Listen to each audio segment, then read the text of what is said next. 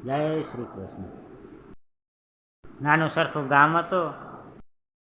ગામમાં શેઠ રહે. શેઠનું નામ ઠઠણપાળ.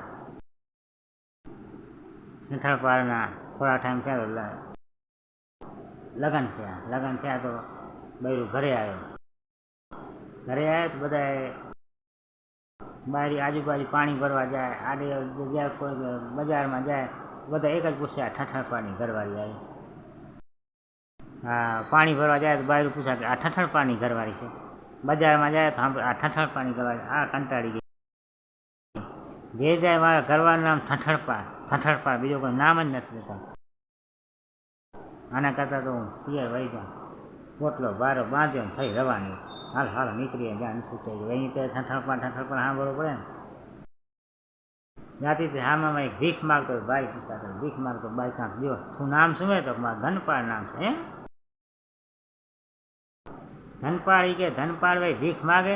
અમારા ભાગમાં હોય ધનપાળ ભીખ માગતો. વિચાર કરો, આ ધનપાળ નામ અને ભીખ માગતો આપણે જે એને રૂપિયો 2 રૂપિયા એને દીધા હશે ને આગળ નીકળી ગઈ. આગળ જાતી એક બાઈ સાણા વીણતી હતી. શું કરો બાઈ? તો સાણા વીણતું. નામ શું? તો લક્ષ્મીબાઈ. અરે લક્ષ્મીબાઈ થઈને સાણા વીણાય? જે અમારા ભાગમાં સાણા વીણવા લખે છે, લક્ષ્મીબાઈ નામ છે, સાણા વીણતું, એમ શું ફરક પડાઈ ગયો? ઠીક છે, હાલો એમ કંઈ વરું આગળ વધી. આગળ જાતી ત્યાં પિયરનો પાયો ત્યારે એમાં જોઈએ તો ઓહો કોઈક માણા ગોજી ગયો. રામ બોલો ભાઈ નહીં. આગળ પૂછા કે આ ગામમાં કોણ ગોજી ગયો?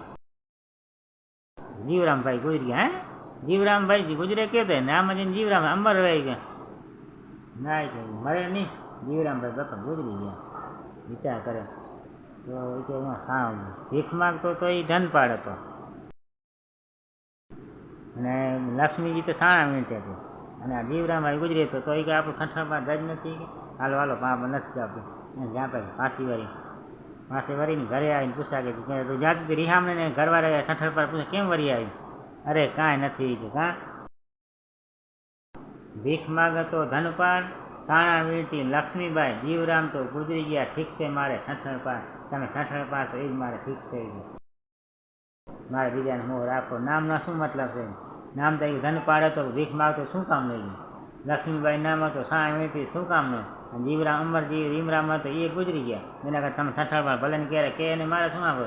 ઠીક છે મારે ઠઠણપાળ.